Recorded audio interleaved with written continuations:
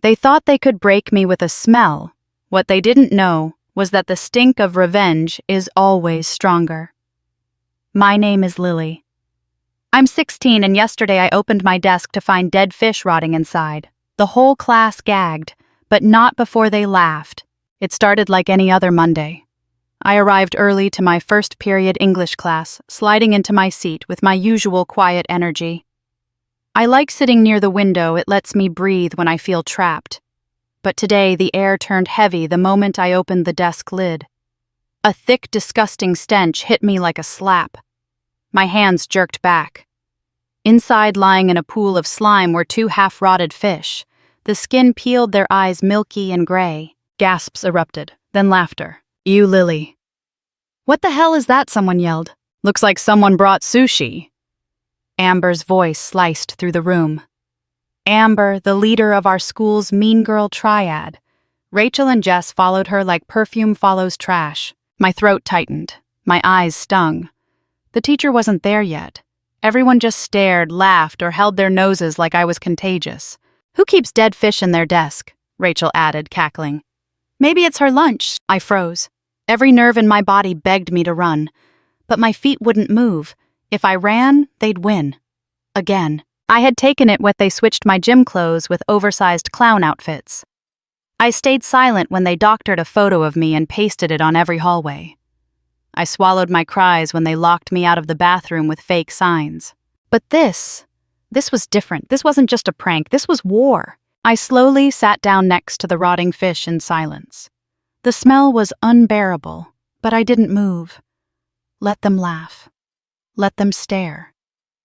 My silence wasn't weakness. It was strategy. Amber leaned over from 2 rows behind me. Lily, are you gonna cry again?" I didn't look back.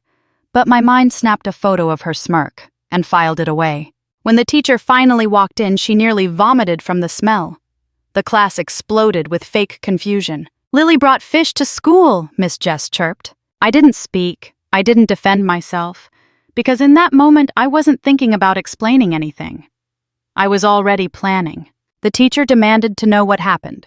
I said nothing. Let them think what they wanted. The fish were cleared out.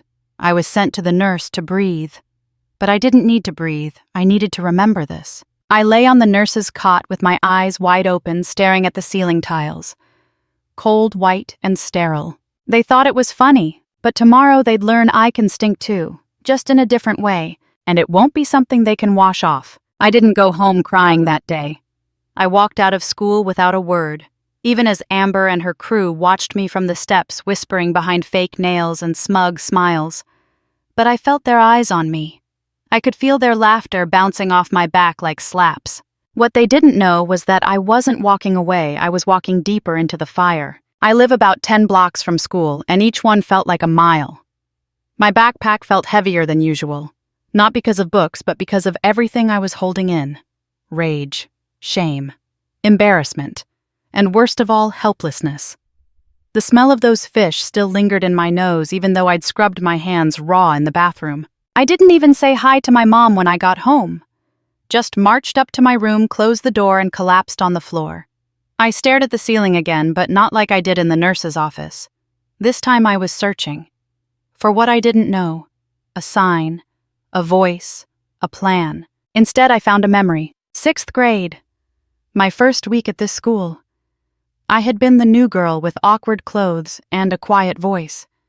Amber had tripped me in the hallway, and when my books scattered, she helped me pick them up only to whisper, "You don't belong here." I had said nothing, just smiled like a fool. I hated myself for that now. The more I thought about it, the more I realized they never wanted to destroy me all at once. No, they were patient. Cruelty in slow motion. Each prank, each whisper, each eye roll in class, each little trap. Like raindrops carving a canyon. I finally stood up, walked to my mirror, and looked at myself. I didn't look angry. I looked tired. And tired girls are dangerous. That night I barely ate dinner. My mom asked me if I was okay. I nodded. "I'm just tired," I said, and it wasn't a lie. But as soon as the house went quiet, I opened my laptop and started planning. This wasn't going to be some dumb retaliation. This wasn't about pranks. This was about turning the mirror on them, showing them who they really were. And if I could make them feel even a piece of what they made me feel, then maybe I could breathe again. I scrolled through old photos, memories, notes from classmates, even text messages Amber accidentally sent to the wrong group chat last year. I'd been collecting pain for years, I just didn't know it was evidence. Suddenly a thought occurred to me. Fish rot, so do secrets. And tomorrow it wasn't just about getting even. It was about making sure they never did it to anyone else again. My hands were steady now. My heart wasn't racing anymore. I knew exactly what I needed to do. Morning came faster than I expected. I barely slept, but for once I didn't wake up with a knot in my stomach. I had direction now, a plan. And the memory of those milky fish eyes burned into my brain like gasoline waiting for a match. I wore black. Not for drama, just to remind myself this was a funeral. The last day I'd ever let Amber and her friends bury pieces of me again. I slipped into school early just like they had the day before. I even nodded to the janitor like usual. He didn't know that in my backpack was a sealed bag, one that smelled worse than fish. Much worse. Last night I had searched through the freezer and garage and found what I needed: expired raw meat scraps from old barbecue packs, chicken guts left to defrost in a bowl until they stank like death, a spoiled carton of milk that had exploded. All of it went into one unholy mix, which I sealed in 3 Ziplocs and triple-bagged. I'd almost puked myself making it, but revenge required sacrifice. This wasn't about revenge by stink. This was a message. As soon as I got to class, I slid the bags into each of their desks, Amber's, Rachel's, and Jess's. Not in plain sight, of course.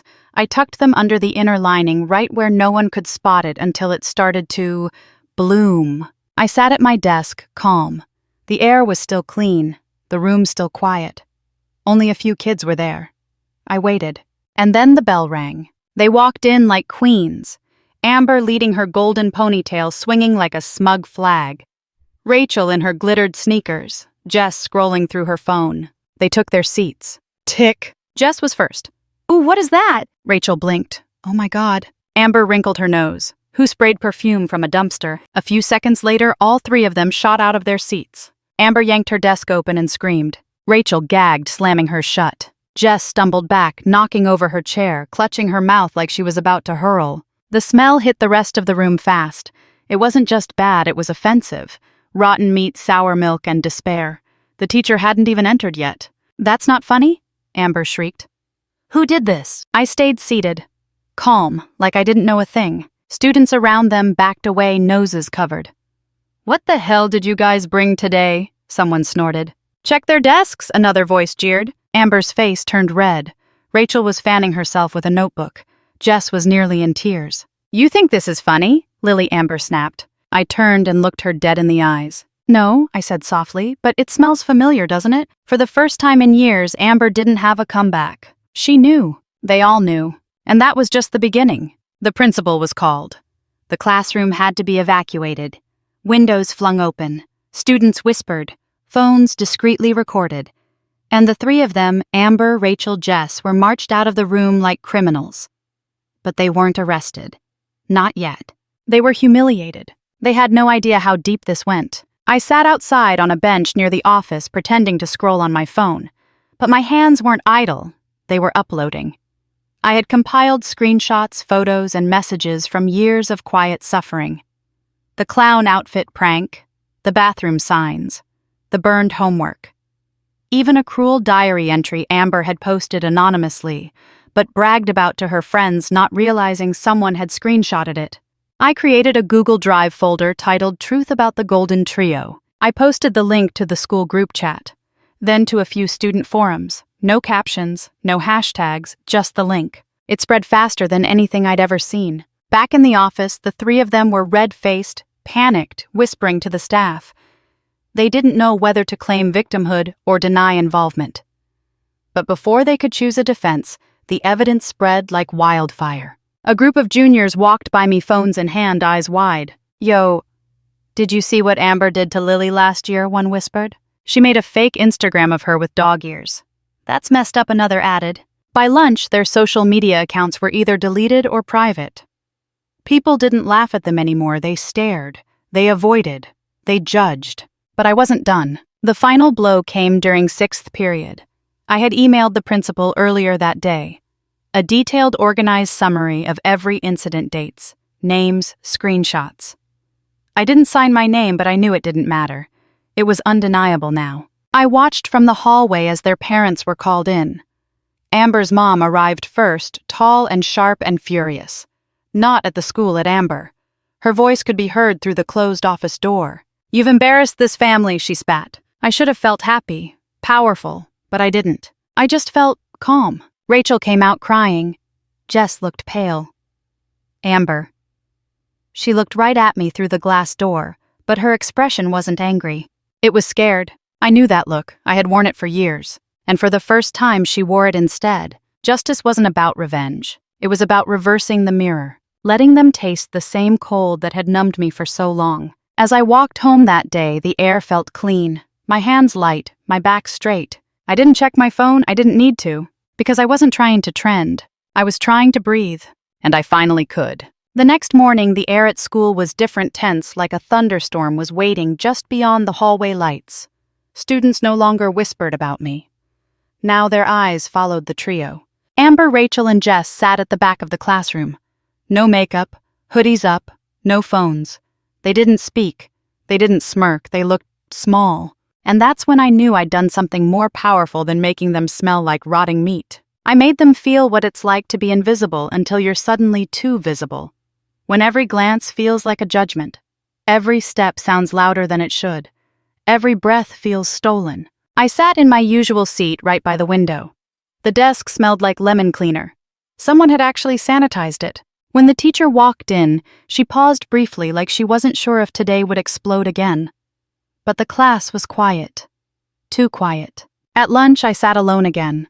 But this time, not really. People came up to me, some just nodded, others whispered, "Good job." A girl from band I barely knew leaned in. "I'm really sorry. I should have said something.